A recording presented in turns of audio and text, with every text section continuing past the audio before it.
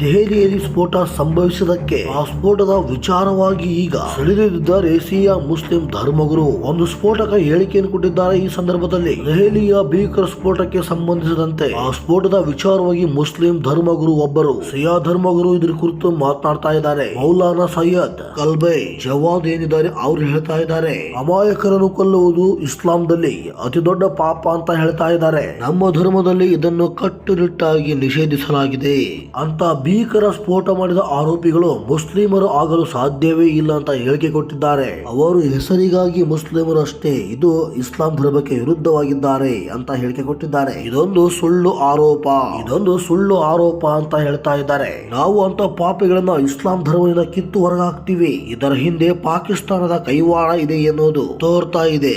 ಇದರ ಬಗ್ಗೆ ಖಚಿತವಾದ ತನಿಖೆ ನಡೆಯಬೇಕು. ಪಾಕಿಸ್ತಾನದ ಒಳಸುಳಿವೇನಿದೆ ಸಾಬೀತು ಆದ್ರೆ ಆ ನೆರೆಯ ದೇಶವನ್ನು ಸಂಪೂರ್ಣವಾಗಿ ಬಹಿಷ್ಕರಿಸಬೇಕೆಂದು ಧರ್ಮಗುರು ಹೇಳಿದ್ದಾರೆ. ಏನು ಶಂಕಿತರ ಒಂದು ಹೆಸರು ಕೇಳಿ ಬರ್ತಾ ಇತ್ತು ಅದ್ರ ಬಗ್ಗೆ ಮಾತಾಡಿದ್ದಾರೆ ನೋಡಿ. ಈಗ ಈ ರೀತಿಯಾಗಿ ದೇಶದ್ರೋಹದ ಕೆಲಸವನ್ನ ಹಾಗೂ ಅಮಾಯಕರನ್ನ ಸಾಯಿಸುವುದು ಯಾರು ಕೆಲಸ ಮಾಡ್ತಾರೋ ಅವರು ನಿಜವಾಗ್ಲೂ ಕೂಡ ಇಸ್ಲಾಮಿ ಧರ್ಮದವನಾಗಿ ಅಥವಾ ಮುಸ್ಲಿಮನಾಗಲು ಸಾಧ್ಯವಿಲ್ಲ.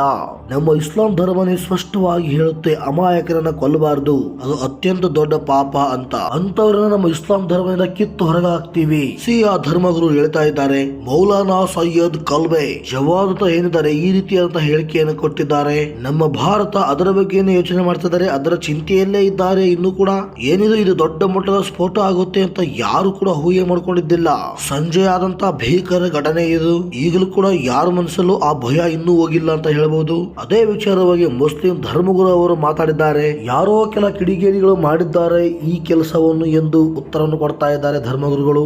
ಏನು ಈ ಭೀಕರ ಸ್ಫೋಟ ದೆಹಲಿಯಲ್ಲಿ ಆಗಿದೆಯೋ ಸಾಕಷ್ಟು ಅಮಾಯಕರು ಬಲಿಯಾಗಿದ್ದಾರೆ. ಅಲ್ಲಿರ್ತಕ್ಕಂಥವ್ರು ಯಾರು ಕೂಡ ಏನು ತಪ್ಪು ಮಾಡಿರಲ್ಲ, ಅವರೆಲ್ಲ ಅಮಾಯಕರು. ಅದಾಗಿ ಕೂಡ ಅಲ್ಲಿ ಸಾಕಷ್ಟು ಜನರು ಪ್ರಾಣ ಬಿಟ್ಟಿದ್ದಾರೆ. ಕೆಲವರು ಆ ಸ್ಫೋಟದಿಂದ ಗಂಭೀರ ಗಾಯದಿಂದ ನರಳುತ್ತಾ ಇದ್ದಾರೆ ಆಸ್ಪತ್ರೆಯಲ್ಲಿ. ಅವರ ಕಥೆ ಕೂಡ ಚಿತ್ತಾಜನಕವಾಗಿದೆ. ಈಗಿದಾಗಲೂ ಕೂಡ ಇಂಥ ಕೃತ್ಯವನ್ನು ಮಾಡಿದ್ದಾರಲ್ಲ ಅವರು ಆ ಪಾಪಿ ಆರೋಪಿಗಳು ಏನಿದ್ದಾರೆ ಅವರು ನಿಜಕ್ಕೂ ಕೂಡ ಮುಸ್ಲಿಮರಲ್ಲ. ಶಿಯಾ ಧರ್ಮಗುರು ಮೌಲಾನಾ ಸೈಯದ್ ಕಲ್ಬೆ ಜವಾದ್ ಹೇಳಿದ್ದಾರೆ. ಎಲ್ಲೋ ಒಂದು ಕಡೆ ಈ ವಿಚಾರವಾಗಿ ಮುಸ್ಲಿಮರ ತನಿಖೆ ಇದೆ ಎಂದು ಗೊತ್ತಾಗ್ತಾ ಇದೆ. ಹೀಗಾಗಿ ಅದರ ಬಗ್ಗೆ ಖಚಿತವಾದ ತನಿಖೆ ಆಗ್ಬೇಕು.